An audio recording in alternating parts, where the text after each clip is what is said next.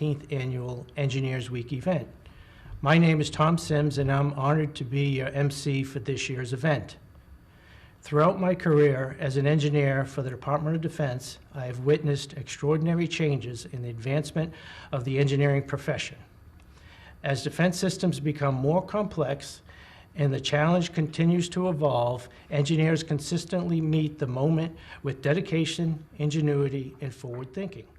It is a privilege to serve our country as an engineer, and I am confident the messages we hear today will reflect the department's appreciation for our engineering workforce and, moreover, encourage new and future professionals to consider defense engineering as a promising and rewarding career. We have a great lineup today of speakers.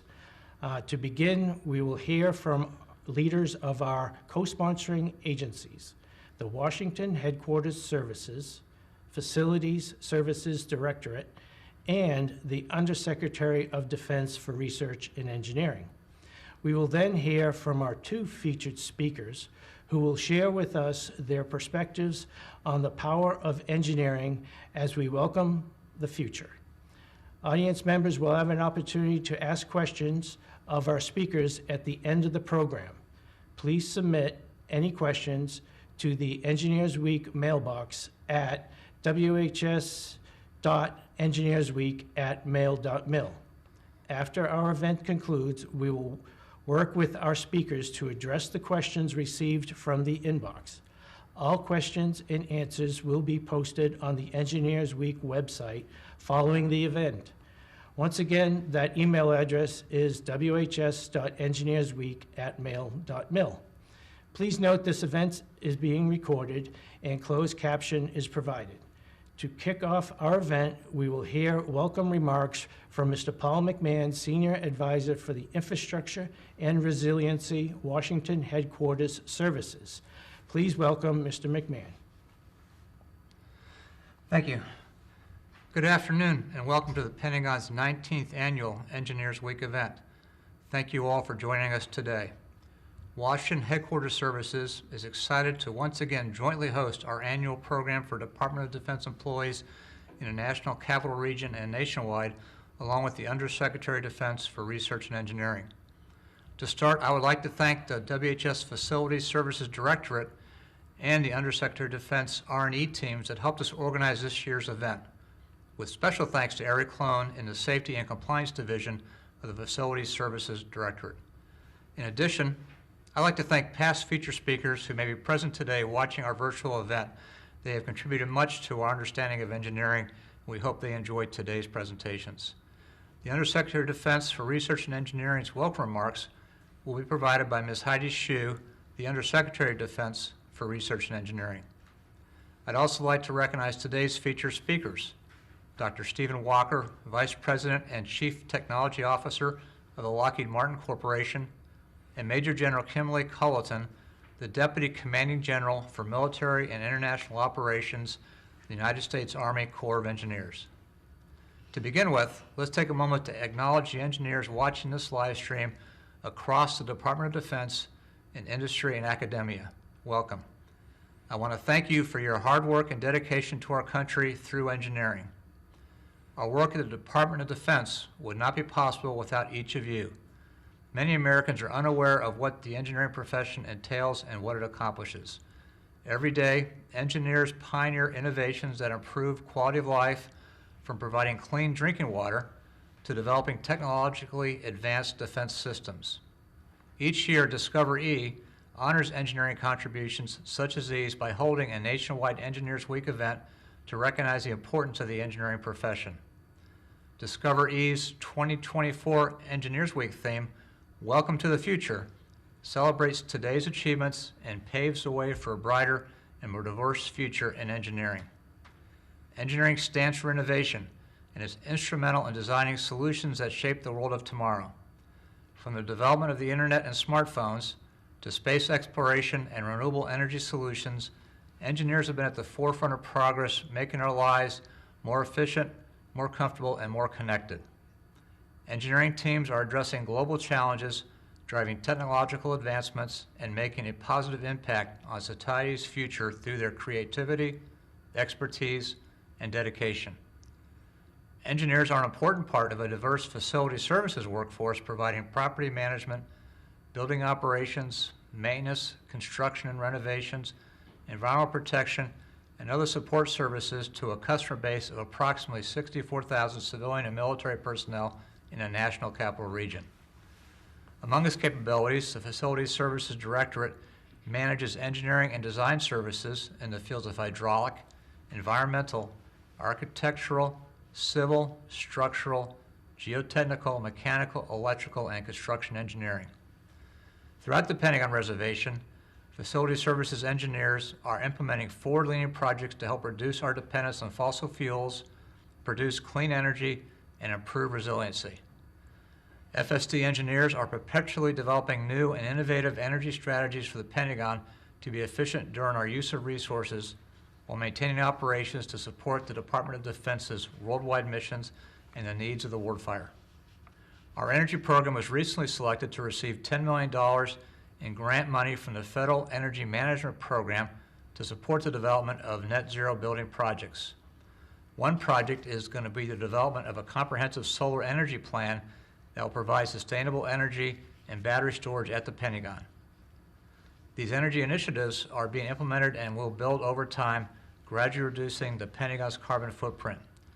We are currently replacing 96,000 light fixtures in the Pentagon with new LED lighting. LED lighting requires less maintenance, are more energy efficient, and save money in energy costs. This project will save approximately 26,200 megawatt hours or $2.1 million annually.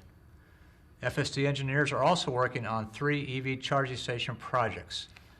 EVs use about 4 times less transportation energy than internal combustion energy vehicles.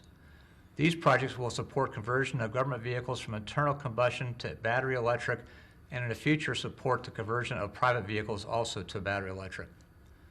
FSD engineers have successfully completed installation of high-efficiency, low-flow water fixtures, reducing water consumption at the Pentagon by 30% while saving 164 million gallons of water. FSD engineers are optimizing and modernizing the heating and refrigerating plant, the heart of the Pentagon's heating and cooling systems. This work will also save more than $10 million in electricity costs over the next 10 years. As part of major design and construction programs, FSD engineers are designing and building next-generation security facilities, adapting to new and emerging challenges in both physical security and cybersecurity, and enhancing the secure working environment for the Pentagon Reservation's 25,000 employees. New access control facilities will enhance our existing security and improve the personal experience of all service members, personnel, and visitors at the Pentagon. FSD engineers are further designing projects that strengthen and enhance this historic building, including structure, utilities, and infrastructure that will keep the Pentagon fully operational, comfortable, and robust for the challenges of this next coming century. Improvements to the physical structure are part of a comprehensive program that includes structural capacity improvements, bridge and roadway improvements, accessibility enhancements, and environmentally focused projects. These renovations planned for the next decade enhance all aspects of physical resiliency and building system modernization. All these engineering efforts have contributed to WHS's success in generating efficient operations in support of the military services, the Office of the Secretary of Defense, Department of Defense agencies and components, and other agencies in the National Capital Region. We look forward to continued success in engineering projects and the future generations of engineers joining our efforts. Now, I would like to introduce Ms. Shyu, who will provide welcome remarks on behalf of the Undersecretary of Defense, Research and Engineering. Ms. Shyu, welcome. Thank you very much, Paul. Thank you to Tom Sims for inviting me to speak at the 2024 Engineers Week. And thank you to Discover E for the hard work in putting on this event to promote the importance and future of engineers. As we gather to celebrate Engineers Week, we not only recognize the invaluable contributions of engineers within the Department of Defense, but also reflect on the profound significance of national service. Engineering as a discipline embodies innovation, problem solving and a commitment to advancing society. Within the DoD, engineers are at the forefront of addressing complex challenges that are crucial for our nation's security and prosperity. National service holds a special place to us. It represents a call to duty, a commitment to something greater than oneself. It is about dedicating one's skills and talents to serve and protect our country, ensuring the safety and well-being of our fellow citizens.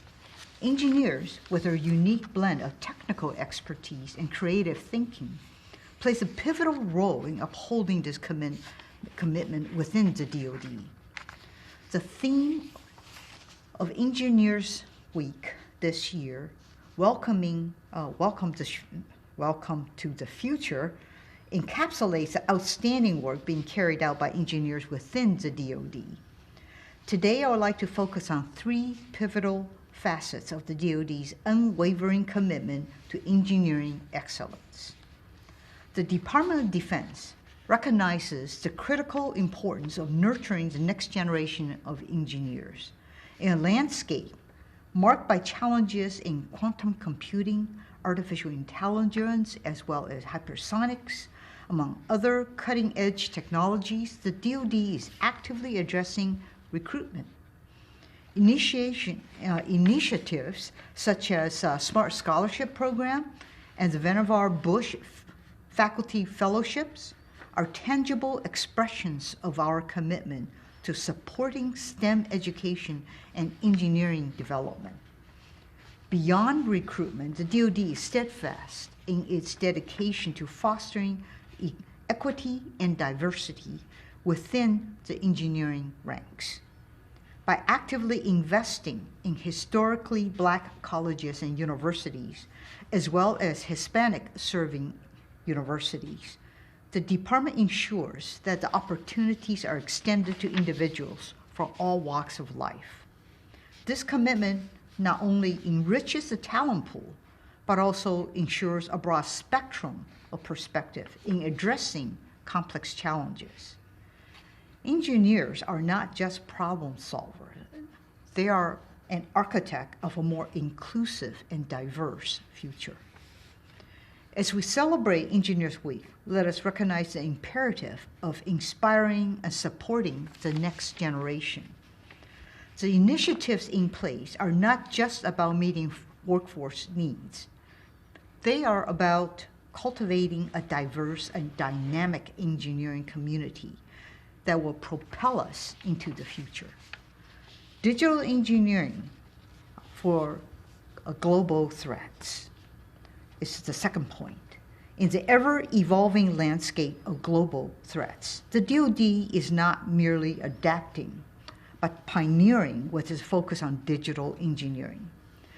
This transformative approach integrates digital computing, modeling, and analytics capabilities into an interconnected, model-based environment.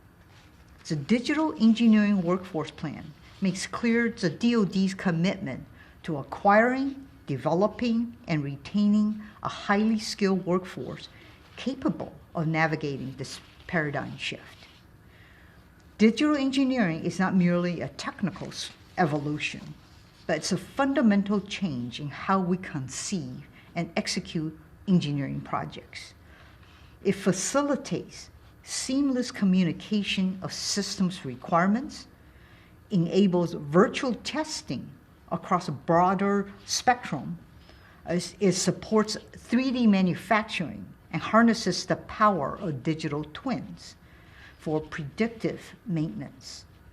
The DoD's transition from traditional paper-based processes to a more interconnected digital environment places it at the forefront of technological innovation.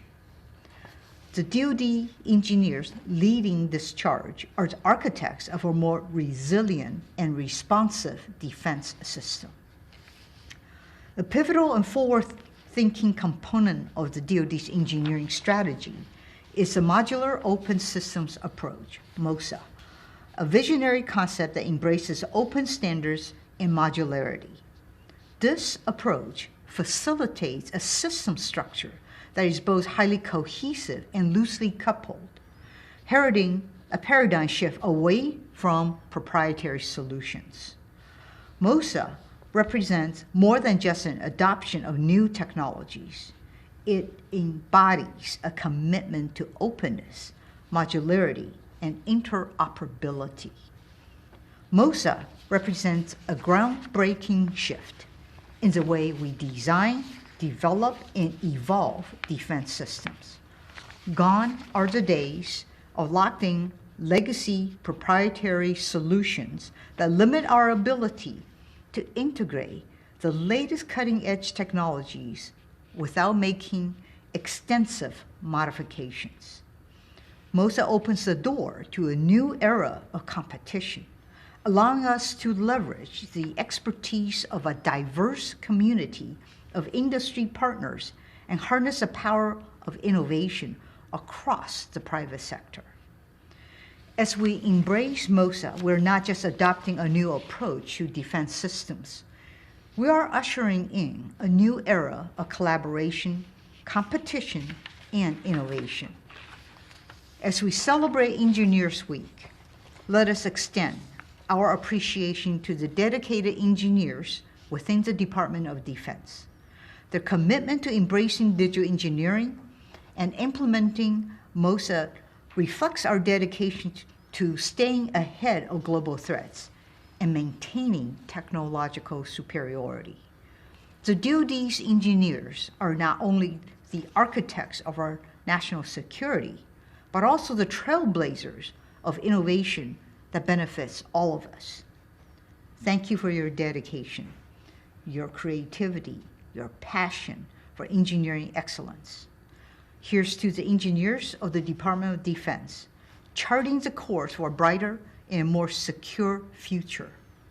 May your endeavors continue to inspire generations to come. Happy Engineers Week.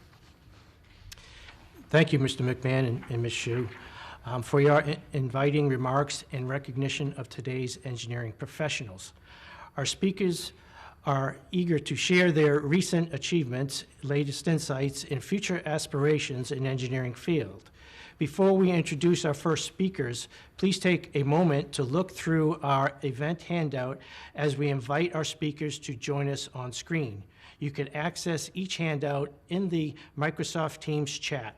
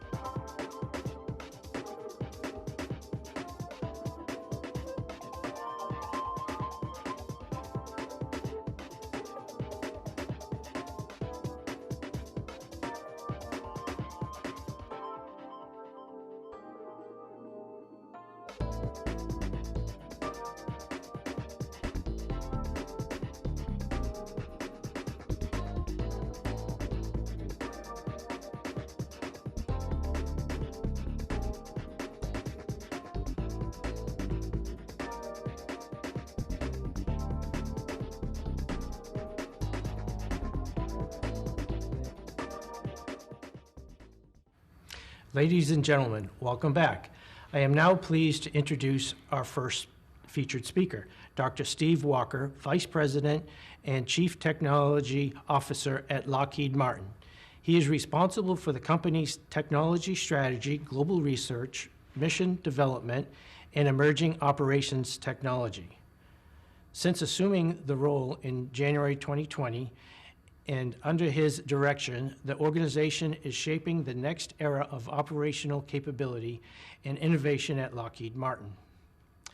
As the primary liaison to the U.S. and international science and technology community, Dr. Walker manages strategic partnerships with government, industry, and academia to ensure the maturation and deployment of cutting-edge technologies.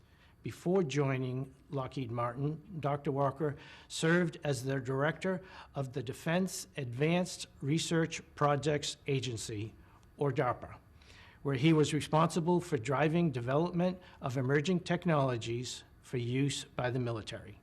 Prior to serving as DARPA's director, he served in a variety of leadership positions, including Deputy Assistant Secretary of the Air Force for Science, Technology, and Engineering, and has provided his expertise to the government for more than 30 years. Please welcome Dr.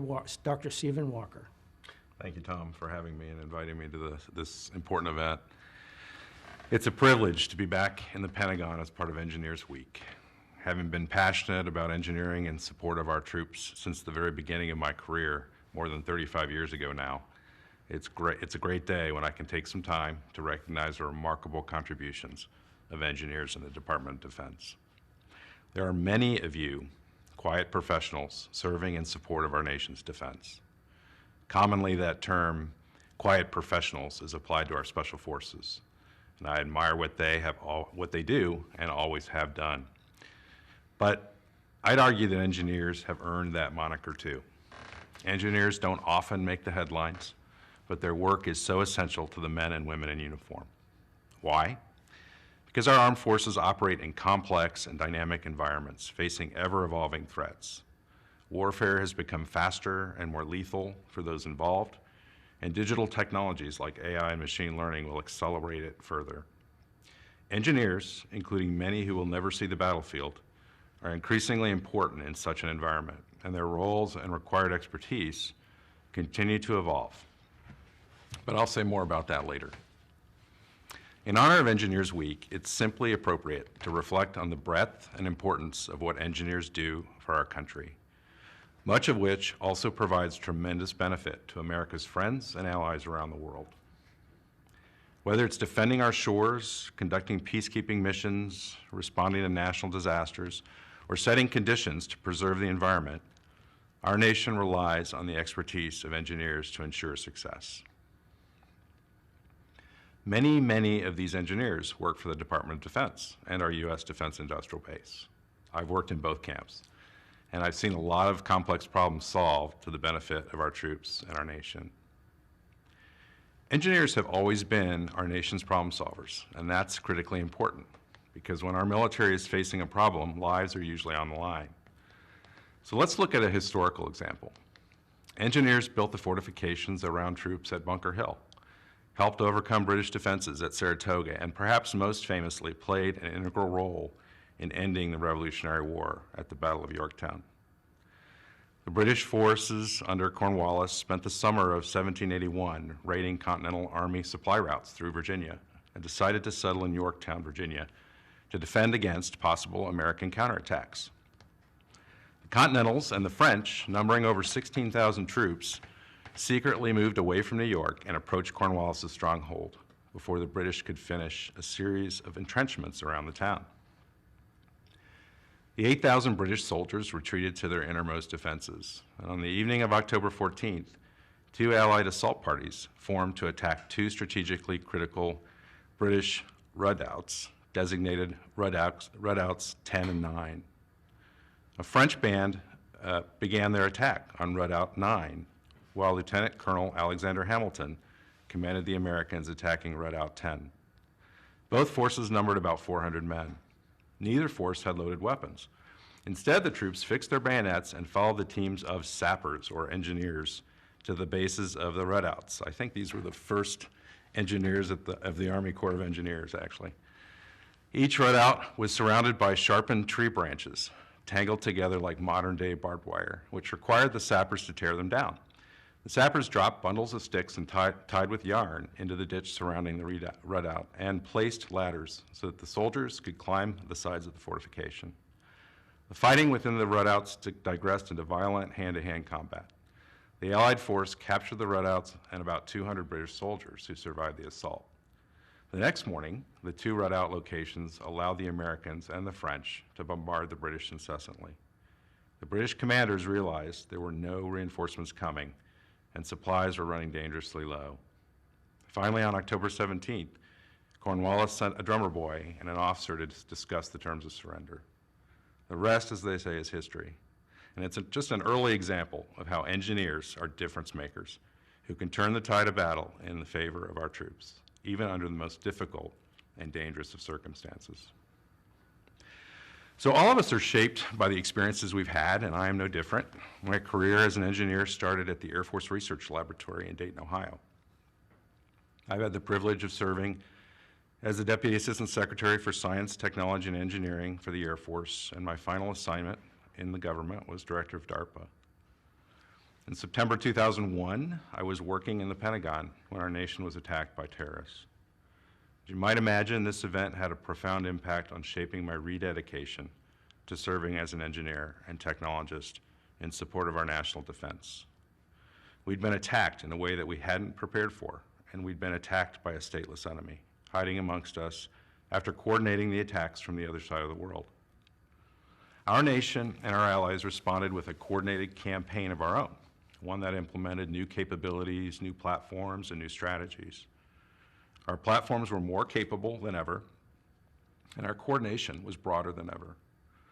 Now, 24 years into the 21st century, we recognize that the world is not static. Rivals and adversaries observed our campaigns in Iraq, Afghanistan, and around the world, including our homeland, and they continue developing their own capabilities.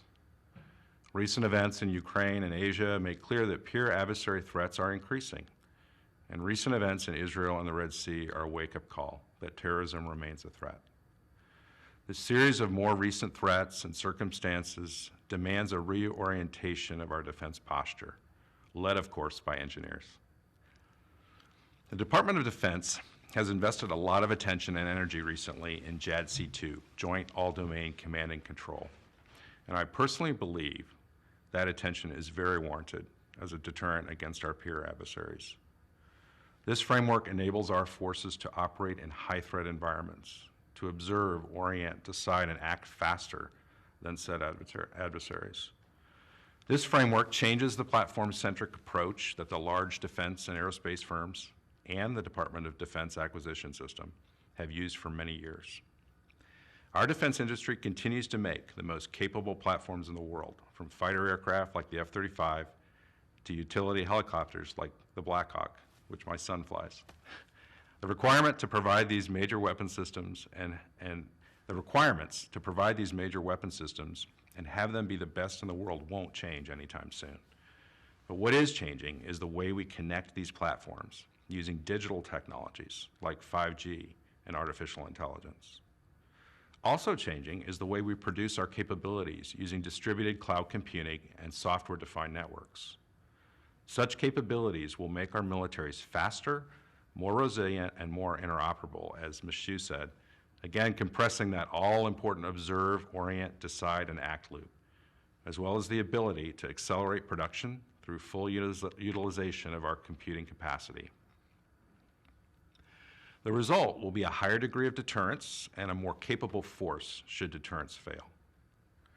In addition to increasingly aggressive peer competition and threats, there are other dynamics that we must consider as we determine how to equip our forces. Budget constraints and an acceleration of commercially driven technology call for new approaches to acquisition and military operations. While the multi-year procurement system has worked well for traditional defense and aerospace platforms, digital technologies are created and upgraded significantly faster.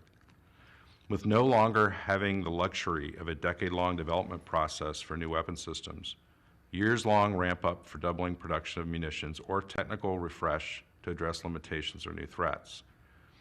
Our CEO, Jim Takelett at Lockheed, challenged our leadership team with the fact that in the field of artificial intelligence, OpenAI has publicly released 4 separate upgraded versions of ChatGPT in a matter of just a few months. There's no current defense acquisition process to keep up with software upgrades at this pace. So new acquisition approaches are needed to account for the subscription models that many technology companies use as they upgrade. We believe a 2-track system may be needed for future acquisition, 1 track for physical assets and another for digital. System for physical assets would include standards, an open modular system approach. Again, the technique, the architecture that Ms. Shyu mentioned, for rapid upgrades on aircraft, ships, and other weapon systems. And the digital track would enable them to be upgraded on a pace consistent with the rapid evolution of digital technologies. These changes are exciting, but they also raise a question: what type of engineering force do we need to make this sort of change possible? We need people who not only excel at the science of engineering, we need people capable of collaborating across our entire enterprise and with other defense and aerospace companies, with digital technology companies outside the current defense industry, with academia, and of course, with the Department of Defense and our military service experts. In short, we need some of our nation's brightest minds to help us advance this vision. Every year, I visit some of our nation's great academic institutions to speak with the next generation of engineers. We invite them to partner with us to solve some of the vexing scientific challenges associated with these technologies. When I speak with these young engineering students, I share lessons I believe can help them in their careers. But perhaps even more important, I share some stories about the importance of the work we are doing together with the Department of Defense. I explain that this work is intended to create capabilities that prevent conflict by deterring potential adversaries. I hope that you too will spend some time engaging with engineering students and our junior engineers. Share with them the fascinating nature of the scientific achievements of our Department of Defense and our defense industrial base. And even more important, explain the sense of purpose that comes with being a different kind of quiet professional, one that applies science to protect our nation and our friends and allies around the world. There can be no stronger advocate for our calling as engineers than you, who are engaged in this profession.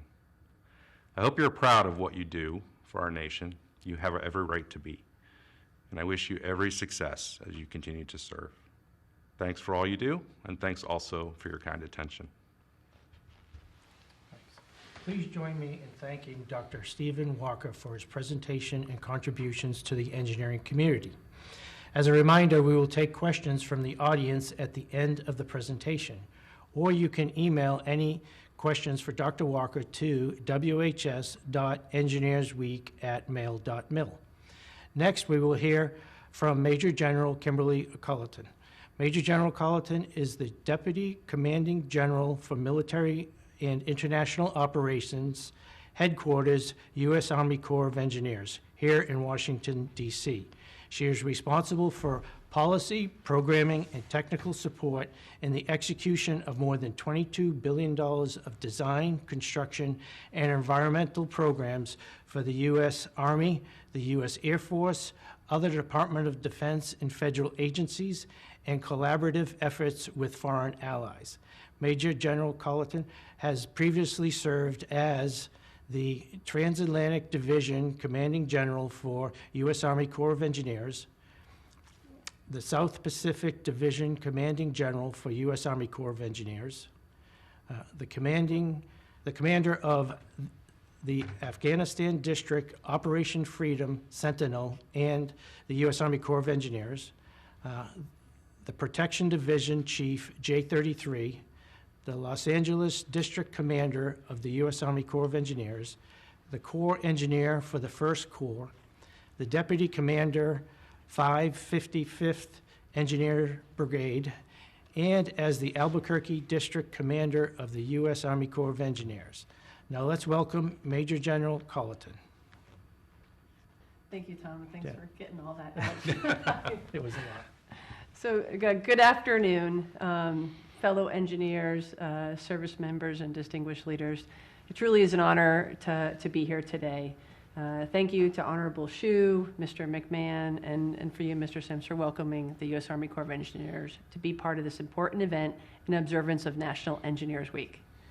It's my pleasure to speak with you on behalf of our USACE Commanding General and the Army's 55th Chief of Engineers, Lieutenant General Scott Spellman. It's fitting that we are celebrating National Engineers Week here in the Pentagon, which was built by the Army Corps in just 16 months. But it's also interesting to share that the U.S. Military Academy at West Point was the nation's first engineering school, which was created under the direction of our third president, Thomas Jefferson, in 1802 because our country needed engineers. And Dr. Walker, it was interesting to learn and to listen and to you and to hear a little bit about the connection to our first engineers being military engineers. When it comes to delivering engineering solutions for the nation, we depend on the strength of our partnerships in and out of government, and that very much includes our industry partners. The future is important to all of us, and as we build our nation's future, we share common cause with our industry partners to inspire and build up that next generation of STEM and technical professionals. And in that spirit, I'd like to showcase some of the innovative, impactful work being done by our own engineers and professionals inside the Army Corps of Engineers. I'll discuss our diverse workforce and our multifaceted missions, how we are thinking differently, and ultimately how we are helping build the future. So first, I'm going to show you a video that helps tell the story of who we are and what we do.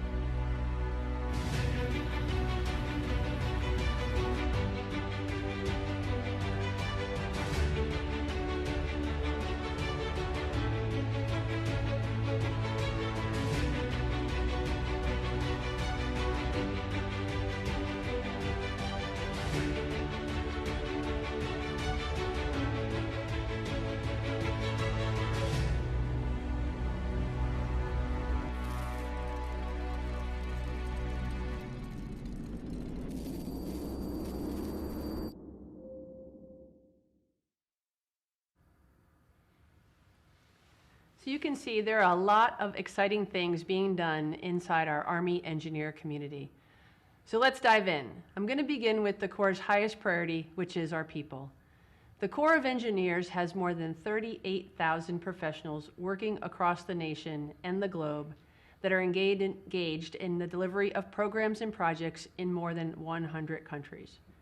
We are one of the largest employers of STEM disciplines in the federal government. Today, we employ more than 11,000 engineers, 495 architects, nearly 400 geologists, 180 archaeologists, and about 120 chemists. What's also important to note, and many people are surprised to learn this, is that most of our workforce are civilians. With only about 800 uniformed soldiers assigned to the Corps, most of our engineering expertise and leadership comes from professionals proudly serving with us in a civilian capacity. They are biologists, civil, mechanical, and electrical engineers, IT and computer scientists, lock and dam operators, natural resource specialists, park rangers, dredge operators, and much more. Our people come from and serve within the communities throughout America, and we strive to ensure our workforce reflects our nation's diversity. To help with outreach, recruitment, and building the next generation of engineers, USACE partners with nearly 100 leading colleges and universities. We are consistently recognized as a top supporter of historically black colleges and universities by U.S. Black Engineer magazine and have been for the last 15 consecutive years. We also partner with the American Indian Science and Engineering Society to provide Native American students with formal access to Army STEM careers and educational opportunities. These and other efforts help us reach, inspire, and recruit future engineers across all communities throughout America. Throughout USACE and the Army overall, we are working hard to attract the best engineering talent, military and civilians, to ensure we can continue to engineer solutions to the nation's toughest challenges. The Army offers STEM graduates paid internships, competitive benefits, international assignments, incentives, student loan repayment, and continuous developmental opportunities. Indeed, we need smart, motivated engineers not only within the U.S. Army Corps of Engineers, but across the entire Army. Beyond USACE, the Army's Engineer Regiment comprises tens of thousands more engineer soldiers serving in units across the Army, with nearly 3/4 of those personnel in our reserve components. These engineers provide the Army and the Joint Force with combat, general, and geospatial engineering support. They bring specialty capabilities like prime power production, firefighting, diving, and urban search and rescue. They also help Army and Joint Forces visualize, shape, and overcome the effects of terrain in support of multi-domain operations. They are frontline engineers and the embodiment of the Army's motto, be all you can be. So that is who we are as Army engineers, both as soldiers and civilians. Now let's explore what the Corps of Engineers does and why we continue to be called on by our nation and our international partners and allies to deliver engineering solutions for our nation's toughest challenges. Overall, the mission of USACE is to deliver vital engineering solutions in collaboration with our partners to secure our nation, energize our economy, and reduce risk from disaster. We do this by safely delivering quality projects on time and within budget, and that is what winning means to us. At the ground level, the Corps has several mission areas which amount to total workload of more than $95 billion, the most in our nearly 249-year history. I'll highlight some of our mission areas and some of the incredible work we're accomplishing because USACE's expertise has no doubt touched you in some way. Across the nation, we're applying our vast engineering capabilities to water resources, critical infrastructure, protection from natural disasters, and support to our warfighters. You can see our expertise take shape through the operation and maintenance of hundreds of navigation locks and dams. In fact, many of these dams produce hydropower, making USACE the largest renewable energy producer in the U.S. We're not Motel 6, but we are helping keep the lights on for millions of citizens. The United States receives 95% of our cargo by ship, so this very loosely means our engineers, scientists, and other experts likely had a hand in helping provide your clothing today.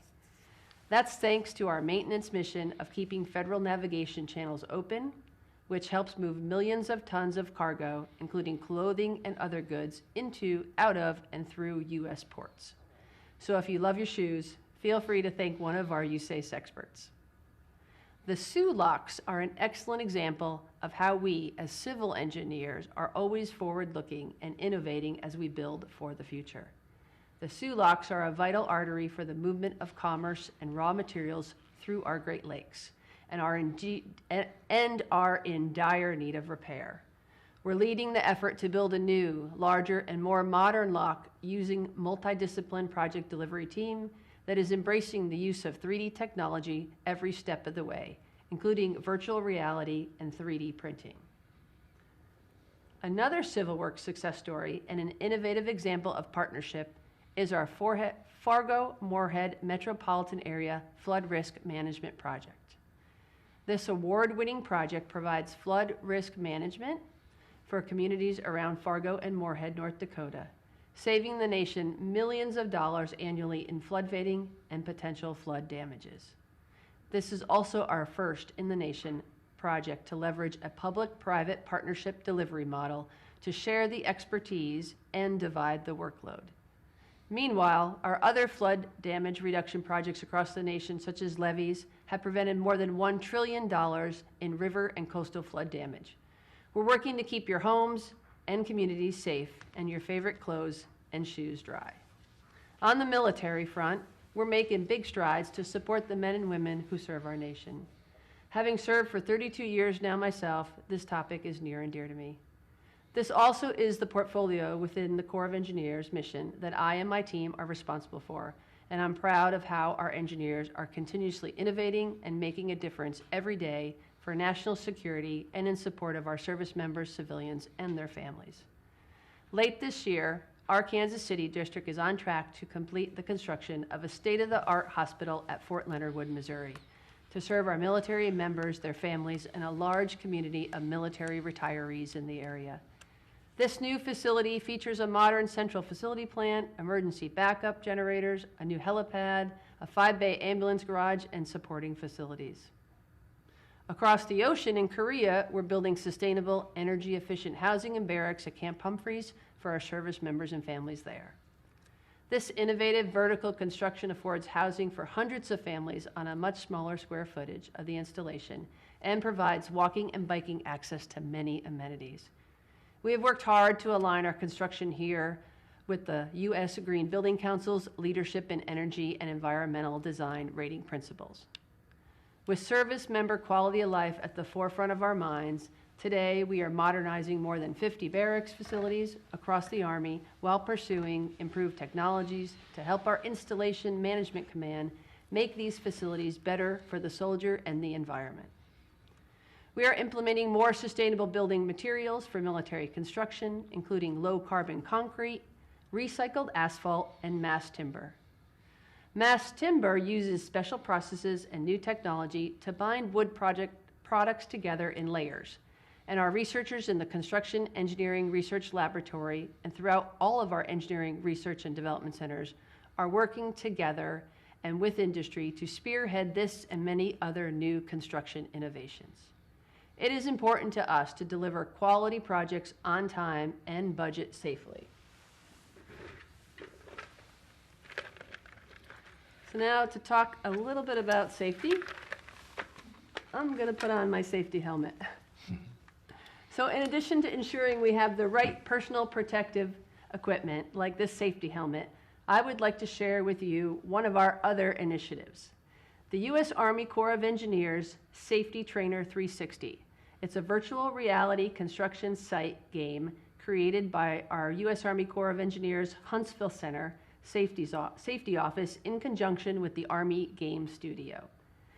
Our goal is to deliver quality projects safely, and this new training tool allows users to navigate a computer-simulated construction site while looking for and correcting potential hazards. How incredible is that? Much more effective than a dull PowerPoint presentation. For generations, USACE projects have powered the economy, protected our communities, and served our military men and women, but we're not slowing down. Engineers are never content with business as usual. We are always forward-looking and innovating as we build for our future. Our innovative approach to engineering allows us to not only support the economy, protect our communities, and be good stewards of American tax dollars. It also enables us to be good stewards of the environment. Sustainability and engineering with nature are core principles that guide how we conduct our projects. In Hawaii, we've been successful in clearing up 11,000 acres of unexploded ordnance on former training lands, clearing the way for future development and construction. Our Pittsburgh district recently created a new fish habitat on the Ohio River using a helicopter to place bundles of repurposed trees in the river. The trees will create a new reef for freshwater species in the Ohio River, providing cover and concealment and places to hide from larger predator fish. This creative approach using natural and local materials helped to minimize waste and mitigate environmental impacts of other upcoming engineering projects in the area. This is just one way or one of many examples of our sustainability and stewardship for the environment. The best minds in the Corps of Engineers are always looking to employ innovative and beneficial strategies to clean up and restore the environment in areas under our jurisdiction. You can check out our quarterly magazine, The Corps Environment, to learn more. Disaster response is another area where we are making a difference in communities. Our people all throughout the year deploy worldwide in support of the interagency, communities, partners, and allies. We're working with local, state, and federal partners where we serve as the lead agency to support FEMA in responding with public works and engineering support and to coordinate long-term infrastructure recovery under the National Response Framework. Survivors depend on us to provide access to and quick delivery of critical services that are essential in helping communities heal in the aftermath of disasters, while also keeping cultural sensitivities in mind. During our response to Typhoon Mawar, which devastated the island of Guam in the summer of 2023, we oversaw debris removal and the installation of metal roofs and life-saving generators. In our current response to the wildfires in Hawaii, we are collecting and removing debris, nearing construction completion of a temporary elementary school campus for the Lahaina community, as well as constructing temporary pads where interim housing units will be placed. We also support our international partners around the world by training on crisis communications and bolstering their disaster response efforts by improving planning and preparedness, increasing the use of cutting-edge technologies, and strengthening regional coordination, among other capabilities. Our regional civil-military engagements focus on addressing critical water resources, disaster response, climate change, and environmental challenges. We support the State Department's mission to promote security and prosperity abroad by helping build schools, orphanages, medical clinics, community centers, and other beneficial structures for those in developing countries. In Africa, for example, our experts from the U.S. Army Engineer Institute for Water Resources were recently in Madagascar to engage with local officials and help them address water insecurity.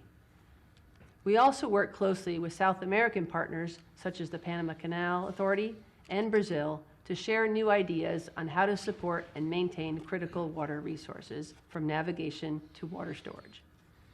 Our transatlantic division is also providing engineering design and construction services for partner nations through security cooperation. Specifically, through our foreign military sales programs, we were able to provide related facilities and infrastructure design and construction services, increasing the capacity and enhancing security throughout the entire Middle East. As well, here in the U.S., we're working hand in glove with other federal agencies such as NASA, the Veterans Administration, and the Department of Agriculture to help modernize their facilities and infrastructure in support of national priorities. As I conclude, I want to emphasize how partnership with local communities, states, and other federal agencies and allies make our work possible. The U.S. Army Corps of Engineers cannot succeed alone, and it's our partners who expand our expertise and make our bold strides into the future of engineering possible. I also want to share how proud I am of our talented and diverse workforce within the Army Corps of Engineers. We are a team of teams whose wide-ranging mission helps support our military, energize the economy, and secure our nation. While this week we're focused on engineers, the effort to take a solution from an idea to design to construction requires the expertise of our entire enterprise to include project managers, real estate professionals, contracting officers, communication professionals, economists, biologists, our legal team, and dozens upon dozens of professionals who make the deep, agile, and capable force that we've been for the last 248 years. Today, as we look into the future, we are standing at the forefront of innovation, thanks to our thousands of talented civilian and military professionals across the U.S. Army Corps of Engineers. We are also proud to serve with the broader U.S. Army Engineer Regiment, those 64,000 engineer soldiers serving throughout the Army who stand ready to deploy and fight, build up or tear down, and accomplish any mission in support of the joint force.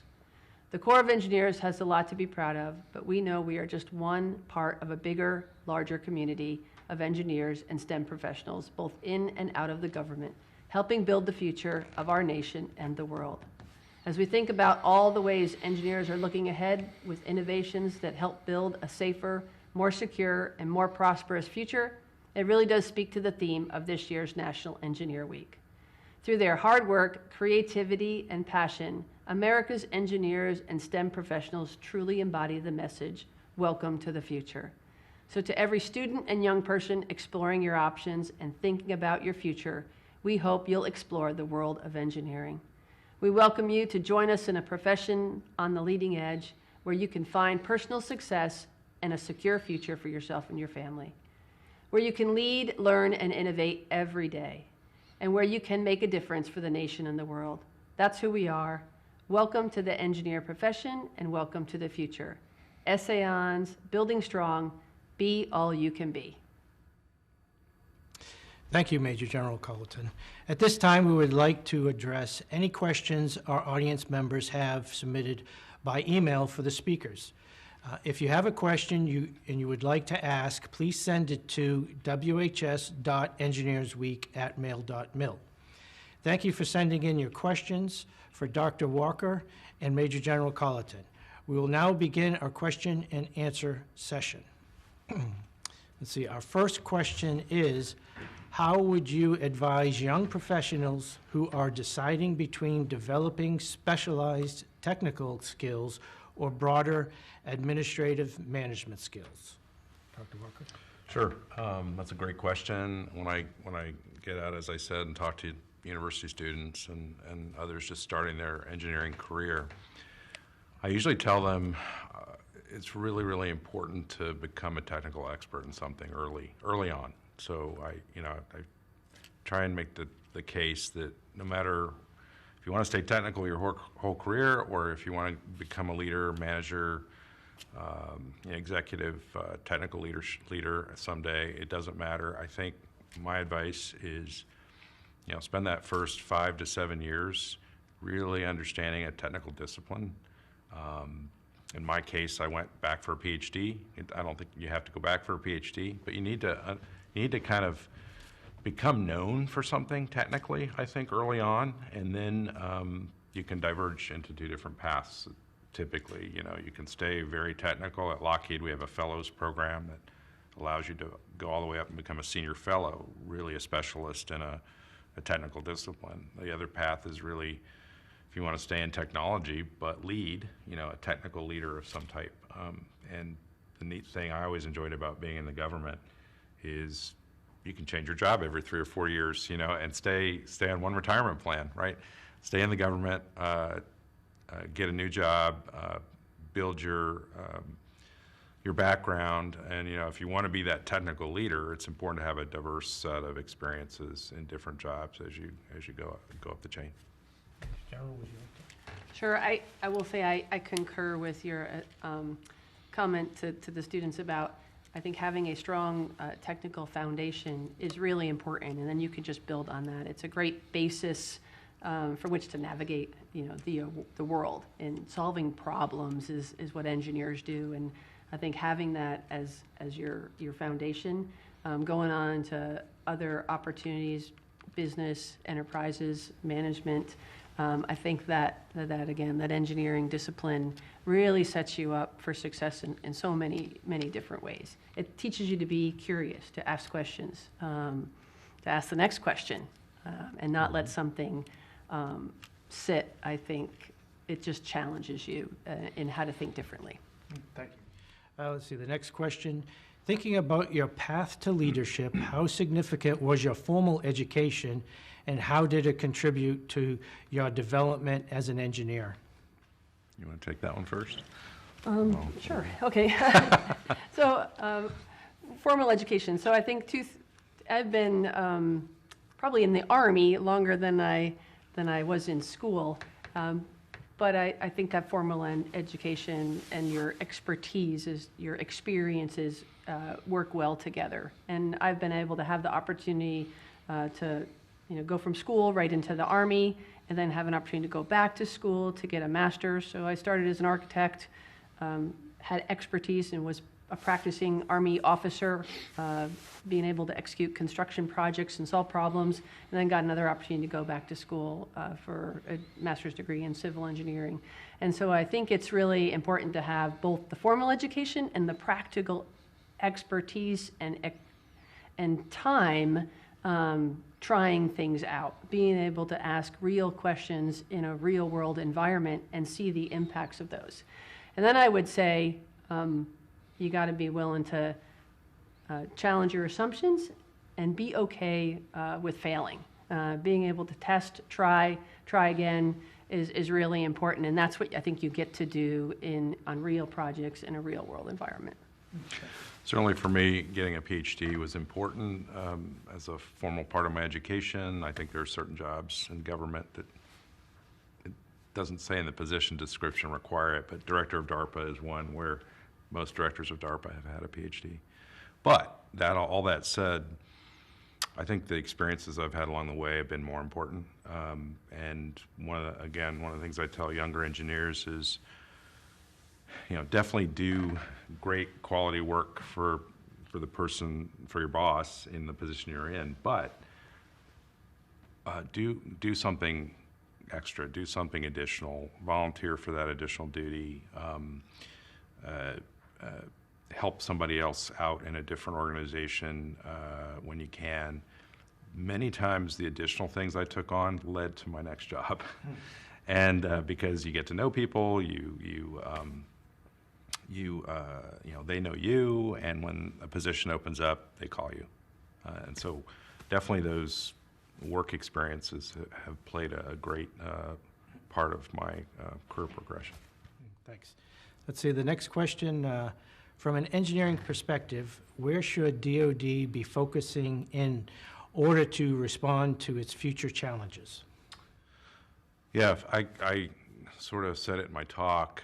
I am a huge believer in all domain command and control or distributed operations, whatever you want to call it. I think our adversaries have watched how we fought. Going in alone and unafraid anymore is not going to cut it. We've seen a particular peer adversary design its whole defense posture to go after our big monolithic systems. And so one of the keys, I think, to our future is being able to connect the dots, to have those great platforms, but then be able to have the resilient comms network, the persistent ISR, 24/7 custody of all the targets we care about, the fast decision-making capability that I think AI and machine learning will bring to our battle management command and control.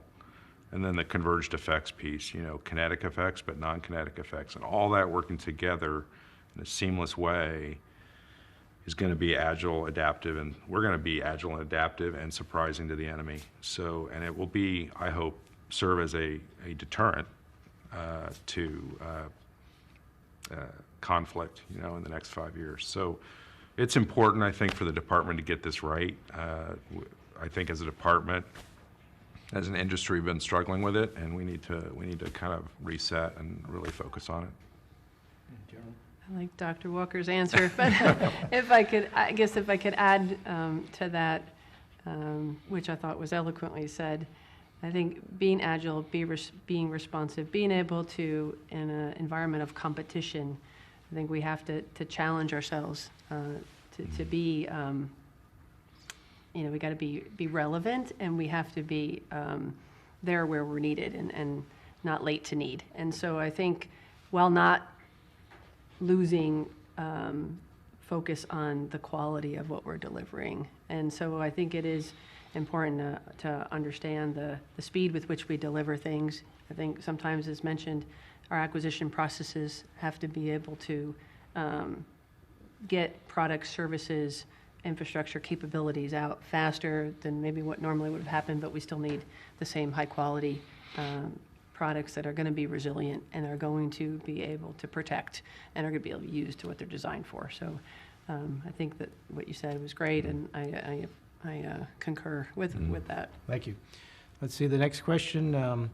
How should the engineering community be preparing its future engineers to be well suited to meet these challenges? Well, I think specifically to what I talked about, I think you know, much of the advanced technology, and maybe much is too strong a word, some of the advanced technology that we need for our future is not being led by the Department of Defense or defense industry, right? It's, you know, AI and machine learning. The top 6 commercial companies in the U.S., I think I looked, invest together about $90 billion a year in their internal research and development. You know, we don't have that kind of dollars on the defense industrial side, certainly, but so there's a lot of money going into AI and machine learning in the commercial world. We got to take advantage of that. We got to bring it into companies like Lockheed Martin, into the Department of Defense, and we have to apply it. We understand the military use cases. And so Lockheed Martin in particular is spending a lot of time partnering with Microsoft, Intel, Google, NVIDIA. We've announced all those partnerships. And so we're trying to build that bridge into the Department of Defense, frankly, bring that bleeding edge technology in and apply it for military use. So I think engineers of the future are going to have to talk a lot of different languages. I'm an aerospace engineer by background, but I've had to get pretty smart at AI and machine learning. I've had to try and understand 5G and the advanced communications. If you're going to build like a JADC2 network, you've got to kind of at least understand at some level all these different technologies that have to come together and work together. And so I think it's been hard to stay in your silo, your civil engineering silo or your electrical engineering silo. You got to get out, branch out, understand other disciplines and how they come together. Yeah, to add, I would say that for engineers today, I think embracing the technologies that are out there, as you said, challenging yourself to break out of your silo, be on multidisciplined teams, and applying things again and being willing to fail, but being willing to apply these new technologies even if you're uncomfortable, because I think that's how we learn, and that's how we're gonna, I think, develop the best, you know, in class for whatever we're delivering. And so again, I think it's just continue to think differently, to be curious, and to definitely embrace what's being done in industry. Sometimes in the government, it's hard for us to onboard or adapt or change to new technologies fast, but kind of what you said is something that's been a focus of our chief of engineers for the last 4 years, but we're investing in more research and development. It's been an effort to ensure that we are operationalizing our R&D effort, and I gave a couple examples about using sustainable materials.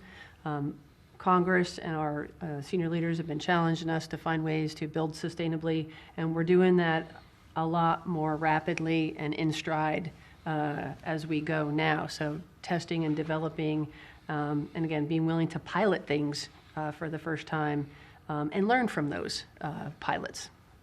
Thank you. I think we have one more question. Let's see. What engineering developments are you most excited to see in the next 5 years? General, you want to start? So I think Honorable Shyu mentioned it, but the digital twins and you know, taking 3D models and having digital twins of our infrastructure and being able to do predictive maintenance from that. I think leveraging technology to help our team of engineers out there in the field, maintaining the infrastructure that we have, which specifically for the Army is an incredible amount of facilities out there, to be able to use the technologies that we're putting into the buildings we're doing today to help us be more efficient and more predictive, and where we need to do maintenance at what time to be able to maintain those facilities much better. So I really see the benefit of what we're doing now is going to help us deal with the challenges ahead, take our limited resources and apply them at the right place and the right time. I very much agree with that. To digital engineering, digital twins, digital transformation is all is a big focus at Lockheed Martin right now. It's going to be how we do business moving forward. And we're excited because it should help us exchange information with the government, and the government exchange information with us much easier and much faster. And I guess the other thing I'd say is, already alluded to it, but I think AI and machine learning is going to be really important to help humans make decisions faster. So I don't see machines taking over the world. I see machines helping humans understand the world and then be able to make that decision quickly. And we're going to have that for the future battlefield. I mean, Ms. Shyu said it, hypersonics, AI, all the rest of it is just going to take that response time down even shorter than it is today. And so that is one of the things we're focused on at Lockheed pretty heavily amongst all the other things.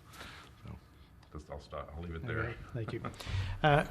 Thank you again, our featured speakers, Dr. Stephen Walker and Major General Kimberly Colleton, for sharing your perspectives on how engineers make a difference in the DoD sector and worldwide. Today, we see engineers creating a bigger, better, and brighter future for generations to come. In recognition of our keynote speakers today, Washington Headquarters Services, Facilities Services Directorate, and the Undersecretary of Defense for Research and Engineering are presenting them with a plaque as a token of our appreciation for their dedication to the field of engineering and their support for our national defense. Thank you very much. Thanks, Tom. Yep, thank you. We would like to thank everyone for joining us today as we celebrate Engineers Week. We thank all our engineers for your support, hard work in the DoD's mission and the entire engineering profession. We hope all of you joining us today enjoyed our celebration of engineering and welcome what the future may hold.